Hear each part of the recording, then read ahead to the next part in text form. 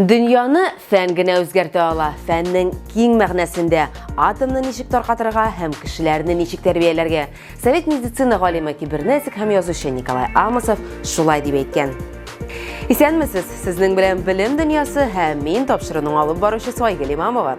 8 февральдә фән көнен билгеләп үтәләр. Программаның бөрелешен шул темага багышларбыз. Алдагы минутларда. Минем балам инженер. Кайсы укучылар гадәти булмаган республикада яши. Имтиханнарга рөхсәт. 9 сыйныф укучыларында рус теле буенча йомгаклау әңгәмәсе ничек узды? Лайыклы бүләк. Россия президенты кулыннан аны кем һәм нәрсә өчен алды?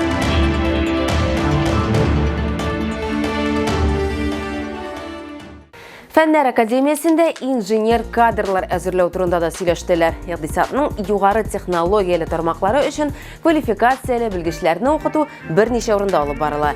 2 уку фәнни үзәктә һәм алдынгы университетлар нигезендә оештырылган 3 алдынгы инженерлык мәктәбендә. Әмма алар өчен мәктәптә үк махсус әзерлек узган яшь егетләр дә кирәк һәм алар бар да. Казан каласында Татарстанда инженерлык белеменә багышланган беренче форум узды. Ул Инженерлык республикасы дип исемләнгән белем бирү проектының 5 еллыгына багышланган иде. Казан, Яшелүзән, Түбән Кама һәм Чистай шәһәрләреннән, шулай ук Татарстанның 5 районыннан мәктәп укучылары катнашты. Инженерлык республикасы белем бирү проекты 2018 елда туды. Аны тормышка ашыру Казанда башланды. Балташ районында әлеге инициативаны беренчеләрдән булып куплады. Республикада инженерлыкны тирәнтен өйрәнү буенча мәктәпләр һәм класслар ачыла башлады. Проектның максаты итеп талантлы балаларны укыту өчен инженерлык мәктәпләре шелтәрен булдыруны билгеләделәр. Бүгенге көндә инде 36 сыйныфтан 500 укучы катнаша. Татарстан мәктәпләрендә белем бирүнең технологик профиле ничек үсә? Эльвина Минабетдинова материалында. Без балаларны 3 яшьтән өйрәтәбез. Кайбер балалар мотор тавышыннан курка, яныдан курка. Һәм миңа механик буларак әйттеләр, балалар бер нәрсәдән куркмас өчен һәм тавышсыз булсын өчен проектны тормышка ашырырга тырыш. Шулай итеп, инженерлык лицейның 10 сыйныф укучысы Герберт Марков электромотоциклны барлыкка китерергә булды. Ул мотошколада эшли һәм балаларны өйрәтә. Герберт тагын 2 мотоцикл җыя алды. Бу үрнәк иң көчле. Аңа Герберт сүзләренчә иң тәҗрибәле балаларны гына утыртып була. Хәзер 3 мотоцикл бар, 2 мотоцикл сәгатенә 1 киловатт энергия сарыф итә һәм бер генә сәгатенә 3 киловатт. Бу иң көчлесе. Без аңа иң тәҗрибәле балаларны утыртабыз һәм бу һәрвакыт түгел, чөнки бу бик куркыныч. Герберт Марков авиа яки машина төзелешенә укырга кергә җыена. Аның максатларында тормышын инженерлык эше белән бәйләү. Никита Яушев та Казан инженерлык лицее укучысы, ләкин ул 9 сыйныфта гына укый. Яшь булуына карамастан, Никита үз эшләнмәләре белән хәзер үк мактана ала. Дрон меня заинтересовали в марте. Мин дроннар белән март аенда кызыксындым. Безгә мәктәпкә Россия буенча узышлар оештыручы килде һәм катнашырга тәкъдим итте. Бу бик мавыктыргыч булып чыкты. Без хәтта бик яхшы нәтиҗәләр күрсәтә алдык. Марттан августка кадәр 8 кубок алдык.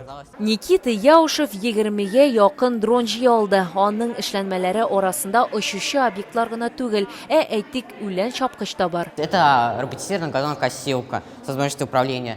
Бу идарә итү мөмкинлеге булган робот чапкыч, кул белән идарә итеп кулланып була. Шулай ук планшет ярдәмендә урын буенча эшләгәндә координаталар бирергә мөмкин. По местности. С чего пришла идея? Идея ничек килде? Минемчә, һәр кешегә үлән чабу еш кына ялкауландыра һәм ул кул белән чабасы килмәү теләге тудыра. И что это, лень или нежелание? Никита сүзләренчә, киләчәктә ул ватан технологияләрен үстерергә тели. Хәзер бу аеруча актуаль.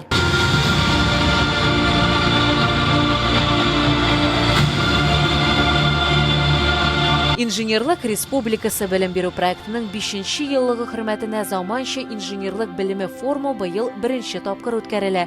Әлеге белем бирү программасы ярдәмендә бөтен республикадан компьютер грамоталыгы һәм робототехника буенча ярты меңгә якын бала белем ала. Мы доверяем вам настоящее и предоставляем наше будущее.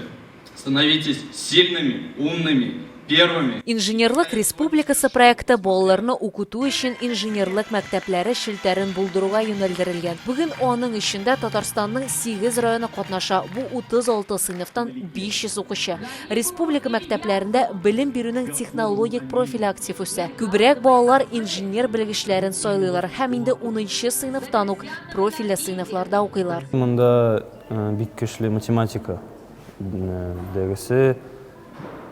Безнең 6-7 математика атнада һәм бик көчле педагоглар. Мин инженер-строитель булачак. Менә бу елдан соң КГСУ университетына барам, Алла бирсә. Инженер, программист, бәлки компьютерный инженерия деген, белмим әле. Но инженерный сферада инде. Чарада Казан, Яшелүзән, Түбән Кама һәм Чистай мәктәп укучылары, шулай ук Балтач, Биектау, Кукмара, Лаеш һәм Балык бистәсе районнары укучылары катнашты.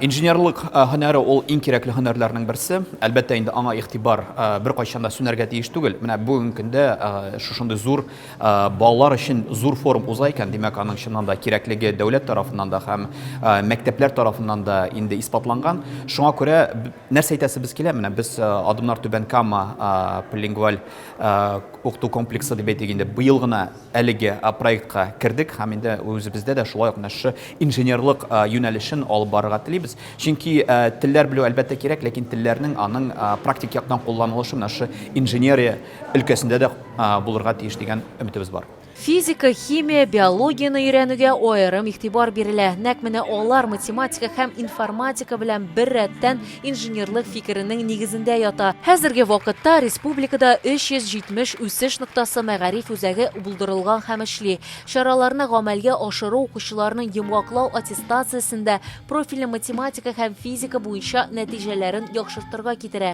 Проектның төп казанышларыннан берсе фән олимпиадаларының бөтен Россия этапларында Татарстан җиңүчеләрен арттыру дип атыйлар. Республика Россия буенча 3нче урында тора. Как сказали однажды мне люди в одном из наших районов, наши дети принципиально другие. 2022 уку елында 74220 студентның 43% инженерлык юнәлешен укыту программаларын сайлады. Югары уку йортларының 144 мең диярлек студентының 40% инженер-техник юнәлешләре буенча белем ала. Илебезнең бар 9нчы сыйныф укучылары рус теле буенча йомгаклау әңгәмәсен узды. Беренче сынау көнендә аны 1,5 миллионнан артык бала тапшырды. Әңгәмәне уңышлы тапшыру үзенә күрә дәүләт йомгаклау аттестациясен бирүгә рөхсәт. Нәкъ зачет алган укучылар гына бердәм дәүләт имтиханын тапшыра алачак. Әңгәмә 1200дән артык мәктәптә узды, 40 меңнән артык укучы катнашты. Алар арасында сәламәтлек мөмкинлекләре шикләнгән укучылар да бар иде. 47 катнашучы өчен йомгаклау әңгәмәсен өйдә уздырдылар. Бар укучылар 4 биремне 15 минут эчендә эшләп чыгарырга тиеш иде. Эльвира Җамалетдинова Казанның Татар лицеена барып кайтты һәм укучыларның ул әңгәмәгә әзерлекләрен белеште.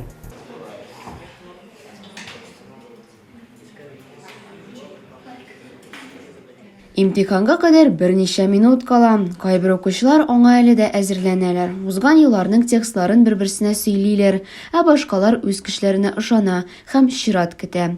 Менә шулай 9нчы сыйныф укучыларында рус теленнән әңгәмә уза.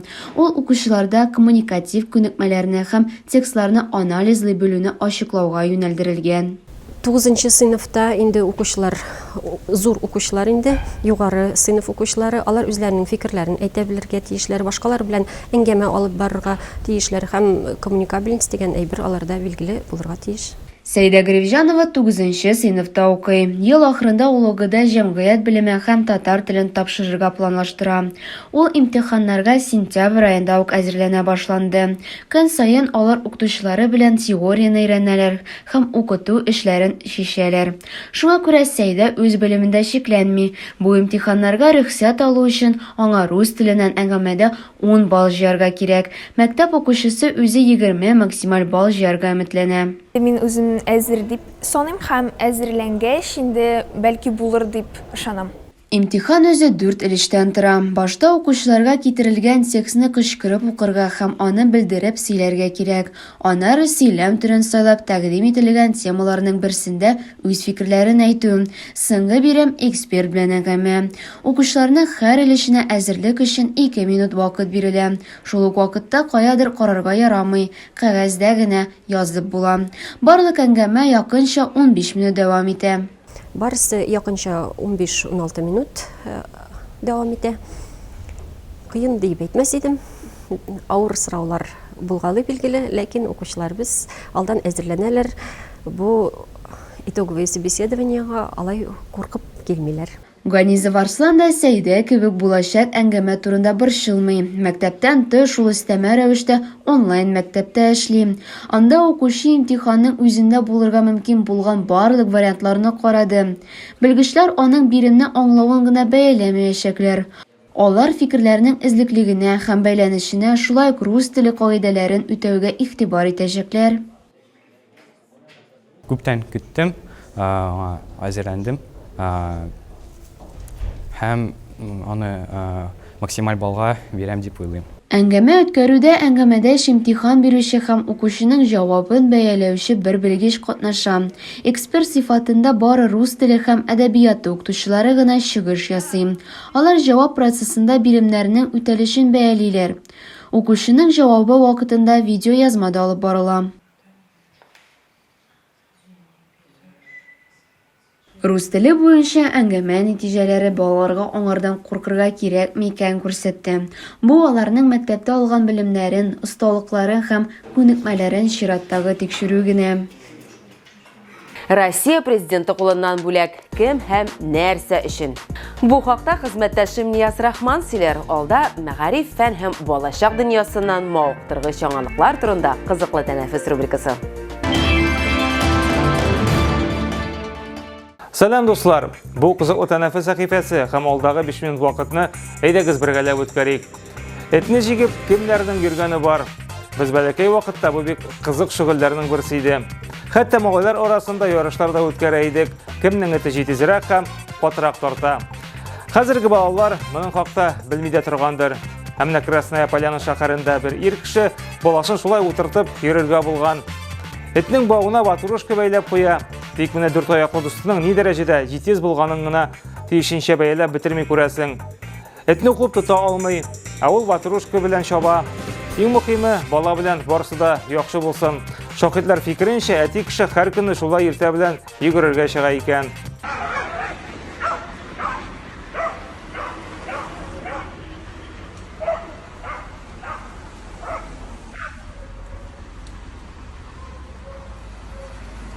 Бәләкәй вакытта нинди генә кызыклы хәлләргә юлыкмыйсың бит.